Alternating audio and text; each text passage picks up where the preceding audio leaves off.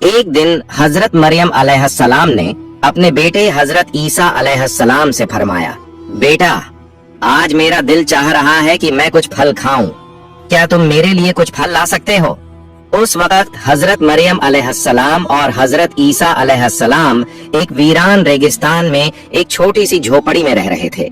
माँ के हुक्म की तामील करते हुए हजरत ईसा अलैहिस्सलाम फल लाने के लिए निकल पड़े और हजरत मरियम अलैहिस्सलाम अकेली उस झोपड़ी में रह गईं। इसी दौरान मलकुल मौत हजरत अजराइल अलैहिस्सलाम उनके सामने हाजिर हुए।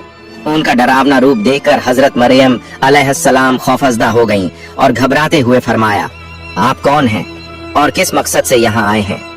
हजरत अजराइल अलैहिस्सलाम ने फरमाया, मैं अजराइल हूँ, अल्लाह ताला के हुक्म से आपकी रूह कब्ज करने आया हूँ। दुनिया में आपका वक्त मुकर्रर हो चुका है, अब आपको आखिरत के सफर के लिए तैयार हो जाना चाहिए। हजरत मरियम अलैहिस्सलाम मलकुल मौत की बात सुनकर गमगीन चेहरे के साथ अर्ज करने लगी, ऐ मलकुल मौत, मुझे कुछ वक्त की मोहल्लत दे दीजिए। मैंने अपने जान से भी अजीज बेटे को फल लाने के लिए भेजा है, वो कुछ ही देर में वापस आ जाएगा। मैं इस दुनिया से रुखसत होने से पहले बस एक बार उसे देखना चाहती हूँ, उसे अलविदा कहना चाहती हूँ और जाते जाते उसे कुछ नसीहत करना चाहती हूँ। जब वो वापस आ जाए फिर आप मेरी रूह कब्ज कर लीजिए। मेरे इस काम में एक लम्हे की भी देर की इजाजत नहीं है। अल्लाह रब्बुल आलमीन ने हर जान के लिए मौत का एक मुकर्रर वक्त तय कर दिया है। हर शख्स को उसी वक्त पर इस दुनिया से जाना होता है। न मैं उसे आगे बढ़ा सकता हूँ और न ही टाल सकता हूँ। अल्लाह ताला के हुक्म के मुताबिक मुझे अभी और इसी वक्त आपकी रूह कब्ज करनी होगी। हजरत अजराइल अलैहिस्सलाम की बात सुनकर हजरत मरियम अलैहिस्सलाम बोल उठी, मैं मौत से नहीं डरती और ना ही अल्लाह के हुक्म की नाफरमानी करने वाली हूँ, मगर अफसोस इस बात का है कि मैं आखिरी वक्त में अपने बेटे से एक लफ्ज भी न कह सकी और उसे एक बार देख भी न सकी। खैर, अल्लाह ताला जो कुछ भी करता है बेहतर करता है। अपने बंदों की भलाई के लिए ही अल्लाह जो कुछ करता है बेहतर करता है। इसके बाद हजरत मरियम अलैहिस्सलाम ने हजरत अजराइल अलैहिस्सलाम को अपनी रूह कब्ज करने की इजाजत दे दी। मलकुल मौत ने अल्लाह के हुक्म से उनकी रूह कब्ज कर ली और उनकी जिंदगी का सफर मुकम्मल हो गया। उनका पाक जिस्म झोपड़ी में सुकून के साथ पड़ा रह गया। कुछ ही देर बाद हजरत ईसा अलैहिस्सलाम जंगल से फल लेकर वापस लौटे। जब उन्होंने अपनी वालिदा को खामोश लेटा हुआ देखा तो ये समझे कि वो आराम कर रही हैं, लिहाजा उन्होंने उन्हें परेशान नहीं किया। मगर जब काफी देर तक कोई हरकत न हुई तो उन्होंने अपनी माँ को हिलाया। तभी देखा कि उनकी पाक रूह जिस्म को छोड़कर इस फानी दुनिया से रुखसत हो चुकी है। अपनी माँ की अचानक वफात देखकर हजरत ईसा अलैहिस्सलाम शदीद बेचैनी और गम में डूब गए। वो अपनी माँ के दुख में फूट फूट कर रोने लगे। उनकी दर्द भरी सिसकियों से माहौल गमगीन हो गया। यहाँ तक कि परिंदे और जानवर भी इस गम में बेचैन हो उठे। कुछ देर गम में डूबे रहने के बाद उन्होंने सोचा कि अब अपनी वालिदा के जनाजे और दफन का इंतजाम करना चाहिए। मगर मुश्किल ये थी कि वो ऐसी जगह पर थे जहाँ दूर दूर तक कोई इंसान मौजूद नहीं था। लिहाजा उन्होंने अपनी माँ के दफन के लिए किसी मदद की तलाश में निकलना शुरू किया। कुछ दूर चलने के बाद उनकी मुलाकात कुछ लोगों से हुई जो उनकी तरफ आ रहे थे। हजरत ईसा अलैहिस्सलाम ने उन्हें अपनी वालिदा के इंतकाल की खबर दी और अर्ज किया, मेरी वालिदा का इंतकाल हो गया है, क्या आप उन्हें दफनाने में मेरी मदद कर सकते हैं? उन लोगों ने जवाब दिया, ऐ अल्लाह के नबी, हम असल में इंसान नहीं बल्कि अल्लाह के भेजे हुए फरिश्ते हैं। हम जन्नत से आए हैं ताकि आपकी वालिदा हजरत मरियम अलैहिस्सलाम के जनाजे और दफन में शरीक हो सकें। हम उनके कफन, खुशबूदार अत्तर और दफन का सारा जरूरी सामान साथ लाए हैं। इसके बाद हजरत ईसा अलैहिस्सलाम ने फरिश्तों की मदद से अपनी वालिदा का जनाजा और दफन की तकरीब पूरी की। अपनी माँ के इंतकाल के बाद हजरत ईसा अलैहिस्सलाम बैतुल मुकद्दस वापस लौट आए। वहाँ कुछ वक्त गुजारने के बाद अल्लाह रब्बुल आलमीन की तरफ से हजरत ईसा अलैहिस्सलाम पर वही नाजिल हुई। अल्लाह ताला ने उन्हें नई शरीयत और इंजील ए मुकद्दस अता की और हुक्म दिया, ऐ ईसा, अब तुम इस नई शरीयत और किताब के मुताबिक लोगों को दीन की तरफ बुलाते रहो। अल्लाह के इस हुक्म के मुताबिक एक दिन हजरत ईसा अलैहिस्सलाम ने एक बड़ी महफिल में खिताब करते हुए फरमाया, ऐ अल्लाह के बंदों, मेरे पास अल्लाह ताला की तरफ से नई शरीयत और नई किताब नाजिल हुई है, लिहाजा अब तुम पहले के उसूलों को छोड़कर इस नई किताब के अहकाम के मुताबिक अपनी जिंदगी गुजारने का वादा करो। हजरत ईसा अलैहिस्सलाम की ये बात सुनते ही यहूदी और बनी इसराइल के लोग शदीद गुस्से में आ गए। उन्होंने गुस्से से कहा, अब तक हम तुम्हें एक नेक और सच्चा इंसान समझते थे, लेकिन अब तुम हमारे बुजुर्गों के दीन को तबाह करने की साजिश कर रहे हो।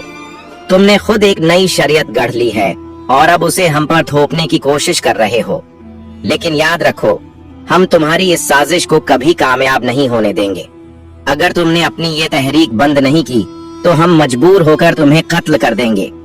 हजरत ईसा अलैहिस्सलाम ने उनके इल्जामात और धमकी का जवाब देते हुए फरमाया, तुम लोग मुझे कत्ल की धमकी दे रहे हो, ये मेरे लिए कोई मानी नहीं रखता। मैं अल्लाह का एक नबी हूँ और नबी होने के नाते मेरी जिम्मेदारी है कि मैं लोगों को हक के रास्ते की तरफ बुलाऊं। ये अल्लाह ताला का हुक्म है कि मैं तुम्हें सच्चे दीन की दावत दूं। मैं तुम्हें तहे दिल से इस दीन को कबूल करने की दावत देता हूँ, वरना याद रखो, अगर तुम हक से मुंह मोड़ते हो तो तुम पर भी वही अजाब नाजिल होगा जो इससे पहले की गुनहगार कौमों पर आ चुका है। जैसे ही नबी की नई शरीयत की बात फैली, बनी इसराइल में मुख्तलिफ तरह की बहसें और बातचीत शुरू हो गईं। कुछ लोग बगावत पर उतर आए तो कुछ लोग हजरत ईसा अलैहिस्सलाम के पास आकर कलिमा पढ़कर इस्लाम कबूल करने लगे। इसी दौरान हजरत ईसा अलैहिस्सलाम ने अपने नबी होने के सबूत में कई मौजे चमत्कार पेश किए, जिनमें से कुछ सबसे मशहूर थे। मरे हुए लोगों को अल्लाह के हुक्म से जिंदा कर देना, पैदाइशी अंधों को रोशनी बख्शना, कोढ़ के मरीजों को शिफा देना, मिट्टी के परिंदे बनाकर उन्हें अल्लाह के हुक्म से जिंदा कर देना। इन मौजात को देखकर बेशुमार लोग हिदायत की राह पर आ गए, मगर जो बदनसीब और जिद्दी थे वो इस सब के बावजूद नबी की बगावत में ही लगे रहे। जब नबी के दुश्मन बनी इसराइल के नाफरमान लोगों ने हजरत ईसा अलैहिस्सलाम को कत्ल करने की साजिश रची तो उनके मानने वाले मोमिन बनी इसराइली उनसे मुखातिब हुए और कहा, तुम लोगों ने इससे पहले हजरत जकरिया अलैहिस्सलाम और हजरत याहिया अलैहिस्सलाम को कत्ल किया और अब हजरत ईसा अलैहिस्सलाम को भी कत्ल करना चाहते हो। ये तुम्हारी कौम के लिए एक खतरनाक और संगीन हरकत है।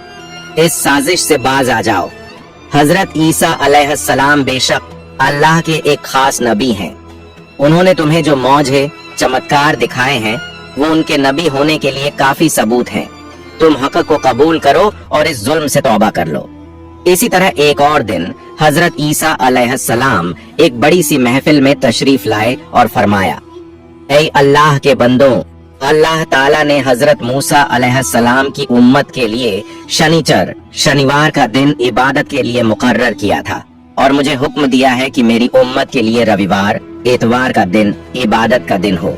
इसलिए उस दिन तमाम दुनियावी काम, कारोबार और व्यापार को छोड़कर सिर्फ अल्लाह रब्बुल आलमीन की इबादत करो। उस दिन अल्लाह की किताब की तिलावत करो, लोगों को नेकी का हुक्म दो और बुराइयों से रोकने की कोशिश करो।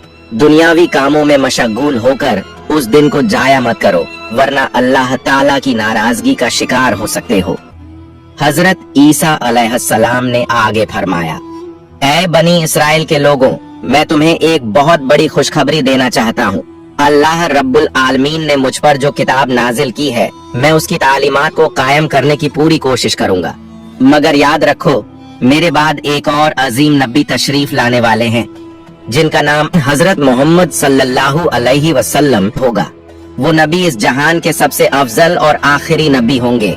अगर तुम में से कोई उनकी जिंदगी में उन्हें पाले तो फौरन उनकी तालीमात को कबूल करे और उनके दीन व शरीयत को अपनाए। ऐसा करने वाला शख्स अल्लाह के नजदीक सबसे ज्यादा मुकर्रब और बुजुर्ग होगा। उन नबी पर अल्लाह ताला की तरफ से एक मुबारक और मुकद्दस किताब नाजिल होगी जिसका नाम अल कुरान होगा। जो कोई इस किताब की तिलावत करेगा और अहकामात के मुताबिक अमल करेगा, वो अल्लाह के नजदीक सबसे अफजल और बेहिसाब सवाब पाने वाला होगा। तुम सब उस नबी मुकर्रम पर दिल की गहराइयों से दुरूद व सलाम भेजते रहो, क्योंकि वो ऐसे नबी हैं जिन पर खुद अल्लाह ताला और उसके तमाम फरिश्ते दुरूद भेजते हैं।